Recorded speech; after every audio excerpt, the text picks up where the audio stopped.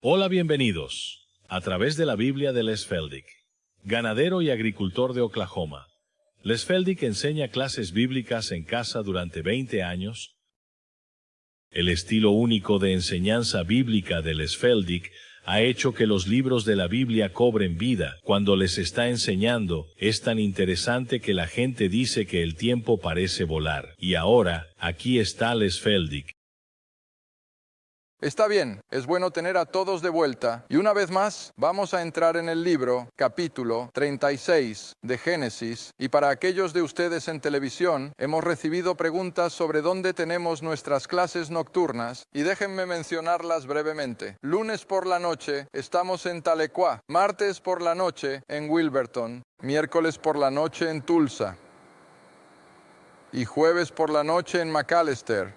Si estás interesado en asistir a alguna de esas clases, solo llámanos a nuestro número 800. Te daremos más detalles. El interés en las clases ha estado creciendo y lo apreciamos. Y nuevamente siempre me recuerda recordar a nuestra audiencia que, después de todo, necesitamos algo de ayuda de la audiencia si vamos a continuar al aire. Bien, dicho eso, entremos en el capítulo 36 de Génesis. Y ahora, como siempre es el caso, primero miras la posteridad natural, que en este caso es Esaú, y luego la espiritual. Siempre ha sido así.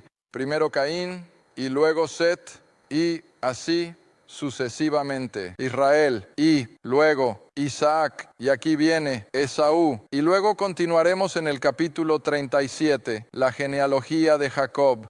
Ahora, en el capítulo 36, todos estos nombres, no vamos a repasarlos. No significan mucho para nosotros, excepto por uno. Y me gustaría que bajaras hasta el versículo 12. Y para aquellos de ustedes que conocen un poco su Antiguo Testamento, verán en el versículo 12 que Timná era una concubina de Elifaz, hijo de Esaú, y Shebear de Elifaz, quien Amalek. Ahora, ¿quién en el mundo es Amalek? Te he hecho pensar, ¿verdad? ¿Recuerdas cuando Israel salió de Egipto bajo Moisés mientras se dirigían a Sinaí? ¿Cuál fue la primera guerra que tuvieron que pelear? Bueno, los amalecitas, ¿ves? Y todos provienen de estos parientes. Y eso es lo que lo hace tan interesante. Me miras con curiosidad, pero en realidad, y he hecho esta afirmación en el programa y en mis clases antes, estadísticamente, ¿dónde ocurren la mayoría de los asesinatos? Bueno, dentro de la familia, ya ves, y dentro de la familia, porque ahí es donde todas las afiliaciones son más cercanas, y ahí es donde los sentimientos se generan más rápido, y por lo tanto es entre esos entornos donde nuestras pasiones y emociones parecen dominar. Ahora, de la misma manera aquí, todos estos parientes se convierten en archienemigos a medida que avanzas a través de la historia del Antiguo Testamento. Y así que solo quiero hacer nota de eso. Los amalecitas se originaron de uno de los descendientes de Esaú. Ahora bien, pasemos al capítulo 37, donde retomaremos una vez más con Jacob, versículo 1. Y Jacob habitó en la tierra donde su padre fue extranjero, en la tierra de Canaán. Ahora ha regresado de Harán, recuerda, después de 20 años pastoreando las ovejas de Labán. Regresó con sus esposas y sus 11 hijos. Y luego, tras que regresa, Raquel tiene a Benjamín y ella desaparece. Pero ahora se nos presenta a José, y José casi llena el resto del libro de Génesis. Ahora, de nuevo, esta es una de esas áreas de las Escrituras que rara vez trato versículo por versículo, porque siento que casi todos conocen la historia de José mejor que yo. Ustedes saben todo lo que pasó allí en Egipto y todo lo demás, pero hay algunas cosas que me gustaría señalar. Y versículo 2, estas son las generaciones de Jacob. José, teniendo 17 años, estaba alimentando el rebaño con sus hermanos. Y el joven estaba con los hijos de Bilhá, que recuerden era una de las siervas de las chicas en Siria, y con los hijos de Bilhá, las esposas de su padre. Y José llevó a su padre un informe malvado sobre ellos.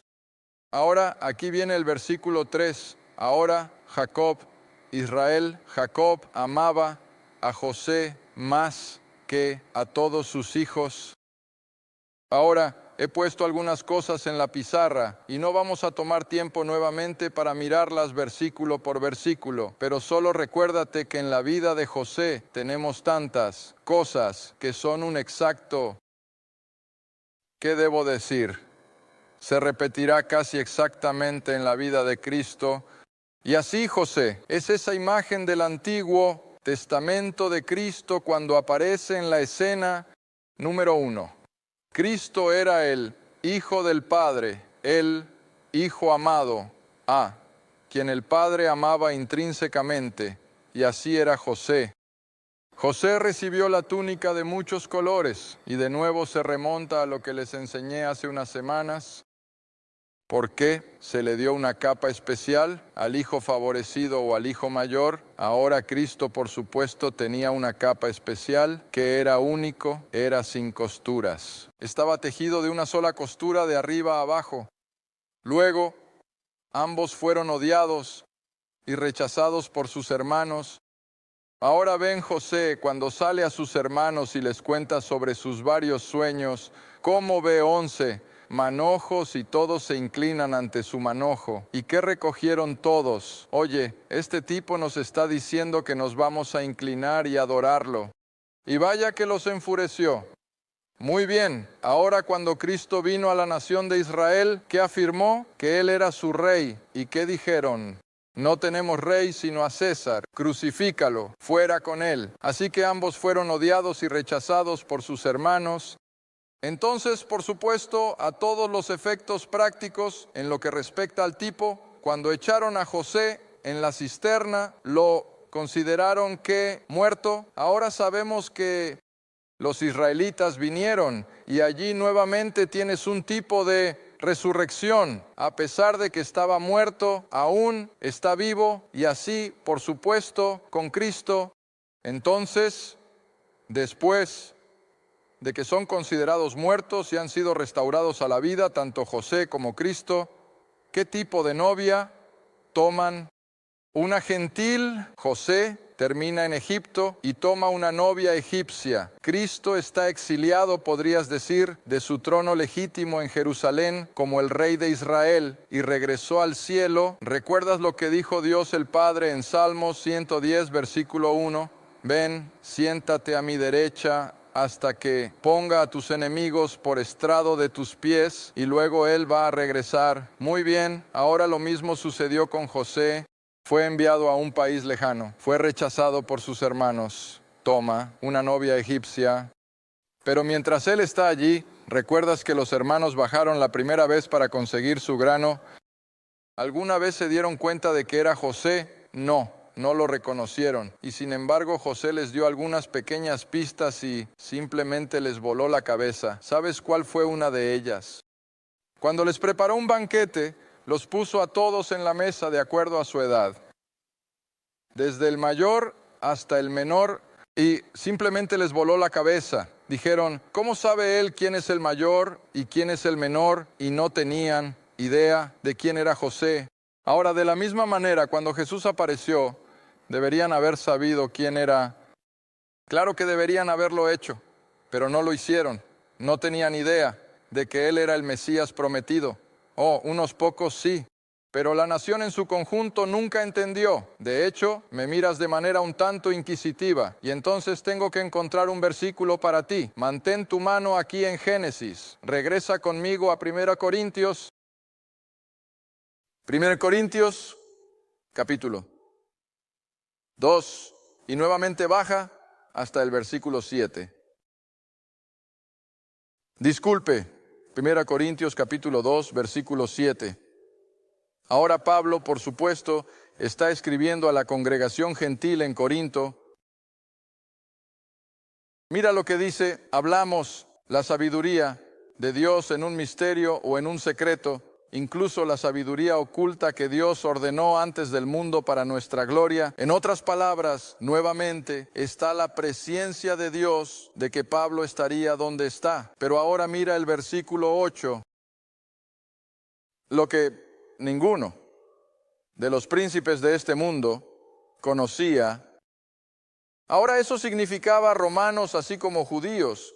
Ninguno de los gobernantes o príncipes de este mundo conocía, porque si lo hubieran sabido que quien era Jesús, no habrían ¿qué? Crucificado al Señor de gloria. Eso tiene sentido, ¿no? Si los romanos realmente hubieran sabido quién era Cristo, ¿crees que lo habrían puesto en esa cruz? De ninguna manera. Si los sumos sacerdotes de Israel hubieran sabido que Él era el mismo Dios creador del universo, ¿lo habrían permitido? No. Entonces, ¿por qué sucedió? No sabían. Muy bien. Ahora si vuelves a Génesis, esto está tan bellamente expresado en tipo, en forma de imagen, ilustrado, que estos hermanos de José eran totalmente dependientes ahora del grano que él había recogido en los 7 años buenos para sobrellevar los 7 años de hambre, y aún así no tenían idea de quién era. E incluso algunas de las cosas que sucedieron hicieron que sus mentes se tambalearan, pero no podían juntar las piezas. Ahora bien, a medida que llegas hasta... Escucha, dije que había una cosa que tenía que mostrarte, ¿no? Entra en el capítulo 37. Tienes que perdonarme, a veces me adelanto y luego olvido que había algo que realmente quería señalar. Pero aquí en el capítulo 37, como han rechazado a José y están conspirando para matarlo, comienza con el versículo 20. Y así los hermanos dicen, ven ahora por lo tanto y matémoslo, es decir, a José, y echémoslo en algún pozo, y diremos que alguna bestia malvada lo ha devorado, y veremos qué será de sus sueños. Ahora, cuando están tramando lo que van a decir, ¿qué están preparando? Una decepción. Una decepción. ¿Y a quién van a engañar? Oh, al maestro de la decepción, Jacob. ¿Ves? Está bien. Ven al versículo 21. Y Rubén lo oyó, el mayor, y lo libró de sus manos y dijo, no lo matemos. Pero Rubén dijo, no derramen sangre, sino échalo en esta cisterna que está en el desierto, que está allá en el desierto. Y no le pongan la mano encima para librarlo de sus manos. En otras palabras, Rubén estaba conspirando para que lo echaran en la cisterna, y luego, sin que lo supieran, volvería, lo sacaría y enviaría a casa. Así que Rubén realmente estaba tratando de ser un benefactor aquí y no se sale con la suya. Versículo 23.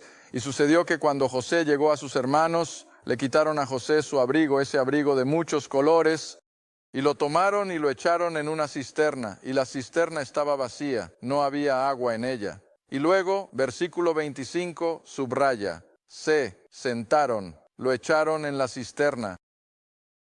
Para todos los efectos prácticos lo estaban matando. Y luego, ¿qué hicieron? Se sentaron. Ahora, ¿qué te recuerda eso? Cuando Cristo fue puesto en la cruz, ¿qué dice que hicieron? Y se sentaron y lo miraron allí. ¿No es hermoso? Oh, es una imagen tan perfecta de lo que sucedería miles de años después. Y se sentaron a comer su pan. Y luego, versículo 26.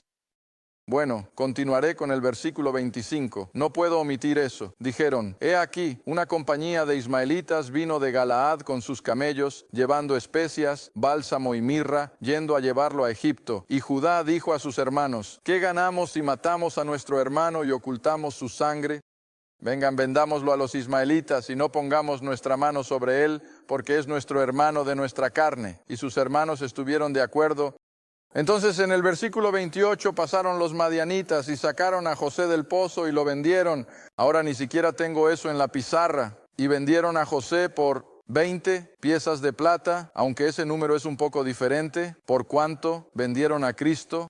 30 piezas de plata. Pero sin embargo, la analogía es tan cercana que no puedes evitarla. Y así lo vendieron por las 20 piezas de plata y llevaron a José a Egipto. Ahora recuerda, tiene 17 años. Y luego Rubén regresó a la cisterna, y he aquí, José no estaba allí. Y así rasgó sus vestiduras y regresó a sus hermanos y dijo, el niño no está. Y no lloré, ¿a dónde iré? Él era responsable, es el mayor. ¿Cómo podría atreverse a regresar con su padre y contarle lo que había sucedido? Luego en el versículo 31, todos ellos 11 conspiran, 10 de ellos, lo siento, todos conspiran. Y tomaron la túnica de José. ¿Y mataron a qué? Ahora, ¿Está sonando la campana? Está sonando la campana que usó Rebeca para engañar a Isaac, el cabrito. Ahora dije que lo que se siembra se cosecha. ¿Qué usan los hermanos para engañar al viejo Jacob, el cabrito? Creo que pequeños detalles como este hacen que este viejo libro sea tan interesante, que no puedes escapar de algunas de estas cosas. Siempre va a regresar. Incluso en estos viejos patriarcas, lo que se siembra se cosecha. Regresa. Y así tomaron al cabrito y sumergieron la túnica de muchos colores en su sangre. Versículo 32. Y enviaron la túnica de muchos colores que le llevaron a su padre y dijeron: esto hemos encontrado. ¿Sabe ahora si es la túnica de tu hijo o no? Y él la reconoció y dijo: es la túnica de mi hijo. Una bestia malvada lo ha devorado. José sin duda ha sido despedazado. Y Jacob rasgó sus vestiduras, se puso saco sobre sus lomos y lloró por su hijo muchos días. Y por supuesto sabemos cómo Jacob pasó por un tremendo luto por la pérdida de su hijo José. Bueno, ahora voy a saltar nuevamente unos capítulos. Voy a saltar el capítulo 38. No es un capítulo bonito. Y luego voy al capítulo 39 de todo lo que le sucedió a José, porque como dije, la mayoría de ustedes probablemente conocen la historia tan bien o mejor que yo de todo lo que pasó, primero en la casa de Potifar y luego, por su castidad, él termina en prisión y supongo que en nuestra época la gente pensaría que el tipo estaba loco, pero ya sabes, todo vuelve, lo que va, vuelve. Cuando llegas a las bendiciones que Jacob da a sus 12 hijos, el hijo que fue el más deshonesto, el que fue el más promiscuo y que cometió el acto más horrible fue Rubén, el mayor.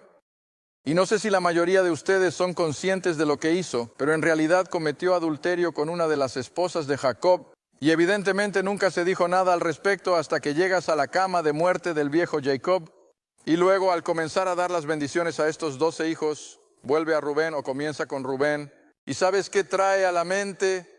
Dijo que Rubén no va a tener el derecho de nacimiento ni la bendición no va a ser, no será estimado como el mayor, porque cometió adulterio con una de sus esposas y aparentemente nadie más lo supo. Así que como Jacob se enteró, la Escritura lo dice, pero volvió y Rubén sufrió las consecuencias de ello. Y luego José, el que mantuvo su castidad bajo toda la presión, termina con las bendiciones que se transmitieron a sus 2 hijos. Pero sin embargo, José es finalmente elevado al lugar de senioridad sobre todos los demás. Dios lleva un registro, lleva un seguimiento. Muy bien. Entonces, oh mi tierra, el tiempo avanza. Así que vayamos hasta el capítulo 45. Ciertamente me gustaría terminar Génesis en este programa, así que estaremos listos para Éxodo cuando regresemos para el siguiente. Y ahora, en el capítulo 45, los hermanos han bajado a Egipto para conseguir grano, pero están aquí por segunda vez. Y quiero que mantengas eso en mente, porque cuando entremos en Éxodo, me referiré a esto, que Israel siempre parece tener una segunda vez. Pero ahora en el capítulo 45, cuando los hermanos han venido de nuevo por grano, versículo 1, José no pudo contenerse delante de todos los que estaban a su lado, y lloró y dijo: haced salir a todos los hombres de mi presencia. Y no quedó nadie con él mientras José se daba a conocer a sus hermanos, y lloró en voz alta. Y los egipcios y la casa de Faraón oyeron, lloró. ¿Un llanto de qué? Reunión. Ahora siempre tengo que usar otro versículo de las Escrituras. Regresa conmigo a Zacarías. Último libro en tu Antiguo Testamento, penúltimo, lo siento. Malaquías es el último. Justo antes de Malaquías llegas a Zacarías y vas a tener algo muy similar sucediendo cuando Cristo regrese y la nación de Israel, de repente, como nación, se dará cuenta de quién es Él. Y luego tienes este gran evento, Zacarías capítulo 12, versículo 10, donde el profeta escribe, y hablando de Cristo, por supuesto: derramaré sobre la casa de David y sobre los habitantes de Jerusalén el espíritu de gracia y de súplicas. Y mirarán a mí, a quien traspasaron. ¿Quiénes son ellos? Oh, los israelitas, los judíos, ¿ves? A quien han traspasado, y ellos, ¿qué? Llorarán por él. Va a haber un tiempo de llanto, una reunión, que el que rechazaron, el que crucificaron, el que mataron, es finalmente su Dios. Y ese nuevo pacto se convertirá en una realidad. Y cada judío creyente, de repente sabrá que Él es su Dios y que ellos son su pueblo. Muy bien, regresa entonces rápidamente a Génesis capítulo 45. Y así hubo una sesión de llanto mientras comienzan esta gran reunión. Verso 4. Y José dijo a sus hermanos, acérquense a mí, les ruego. Y se acercaron y él dijo, yo soy José, su hermano, a quien ustedes vendieron a Egipto. Ahora no se aflijan ni se enojen con ustedes mismos por haberme vendido aquí. Ahora, recuerden de nuevo todo lo que le ha pasado a José. Gran parte de ello fue bastante miserable. ¿Por qué? Porque todo estaba en el plan soberano de Dios. Ahora, hay muchas cosas que Dios hace que no podemos entender, pero ven, Él hace las cosas a su manera, de acuerdo a su propia voluntad. Y ve, José sabía eso, que a pesar de todos esos momentos horribles que había pasado, y sin embargo los años de bendición, aún así dijo, no se sientan mal porque Dios me envió aquí antes de tiempo para preservarlos, y si no hubiera sido por José en Egipto, los 12 hijos probablemente habrían desaparecido en la hambruna, habrían muerto. Pero Dios, en su providencia, había preparado todo. Ahora, otra cosa que quiero que vean es que cuando los hermanos odiaron y rechazaron a José y lo dieron por muerto en lo que a ellos respecta, él termina en Egipto. Recuerden que todo esto nos muestra que así también el Señor Jesús tuvo que pasar por todos estos rechazos para llevar a cabo todo el plan de salvación, para que pudiera morir por nosotros y extender la salvación por gracia. Y sin embargo, todo esto está tan bellamente expuesto en la vida de este hombre, José. Está bien, así que él dijo, Dios me envió para preservarte y Dios es soberano en todo lo que hace. Y él dijo, versículo 7, Dios me envió delante de ti para preservarte una posteridad en la tierra y salvar tus vidas por una gran liberación. Y luego me gustaría que bajaras hasta entremos en el capítulo 46. Como digo, estoy apurándome. Sin duda me gustaría terminarlo. Capítulo 46. Ahora los hijos, por supuesto, han regresado a casa en Canaán y naturalmente le han dicho al viejo Jacob que José está vivo. Él es el hombre principal en Egipto y que José tiene permiso del faraón para traer a toda la familia a la mejor parte de Egipto, justo allí en el río Nilo en Gosén. Ahora recuerdas que Dios le ha estado diciendo a Abraham, Isaac y Jacob que no dejen la tierra de la promesa. Recuerda que le dijo a Isaac allá en el capítulo 26, habita en esta tierra y te bendeciré. Y estos hombres lo sabían. Y así, ahora con toda esta invitación a regresar a Egipto, Jacob probablemente está titubeando un poco. Bueno, debería o no debería, pero Dios viene a su rescate. Versículo 1 del capítulo 46. Israel emprendió su viaje con todo lo que tenía y llegó a Beerseba y ofreció sacrificios al Dios de su padre Isaac. Y Dios habló a Israel.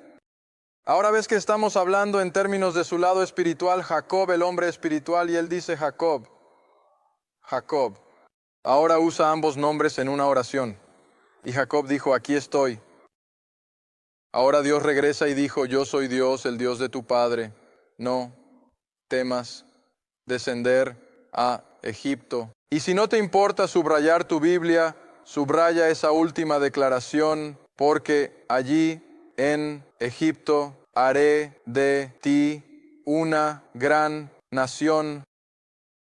Ahora, si alguna vez te preguntas, ¿de dónde vino la nación de Israel? Ahí está tu respuesta. fue cuando los 12 hijos y todas sus esposas y sus hijos terminaron en Egipto porque José tenía la comida. Pero también nuevamente otro pensamiento que nos gusta mencionar es que cuando estos hermanos rechazaron todo esto, para todos los efectos prácticos, Israel ahora termina en un lugar fuera del control de Dios o en un lugar de muerte nacional. Están fuera de la tierra prometida. Ahora están en Egipto. Y así, para todos los efectos prácticos, Dios ha perdido a su pueblo del pacto. Ahora la razón por la que intento hacer ese punto justo antes de llegar a Éxodo es que voy a señalar que Éxodo es un libro de redención. Y la redención siempre significa solo una cosa. ¿Y qué es? Recuperas aquello de lo que habías perdido el control. En otras palabras, si empeñas algo en una casa de empeño, solo hay una forma de recuperar el control sobre ello. ¿Cuál es? Entrar, redimirlo y comprarlo. Y está en cada aspecto del negocio. Si has perdido el control de algo, tienes que redimirlo. Cuando Adán pecó, Dios perdió a la raza humana. ¿Y qué tiene que establecer de inmediato? Un plan de redención. Cuando los hermanos vendieron a José en Egipto y los 12 hijos terminan allí como resultado de su pecado, Dios pierde el control de su pueblo del pacto y tendrá que comprarlos de nuevo. Ahora, todo esto está en su plan soberano, por supuesto, pero ahora Israel va a terminar en Egipto y mientras estén en Egipto se van a convertir en una nación de personas. Y creo que lo mejor que podemos recordar ahora es que en este momento, cuando Jacob finalmente baja a Egipto, como dije en uno de los programas anteriores, ahora estamos en medio de ese lapso de 430 años que Dios había profetizado. Han transcurrido 215 años desde el llamado de Abraham hasta que Jacob baja a Egipto. Quedan 215 años y como mencioné antes, mientras José esté vivo, todo va bien para los israelitas. Les va bastante bien en Gosén. Es la mejor área productiva. Está justo en esa área el río Nilo y prosperaron y a medida que prosperaron se multiplicaron.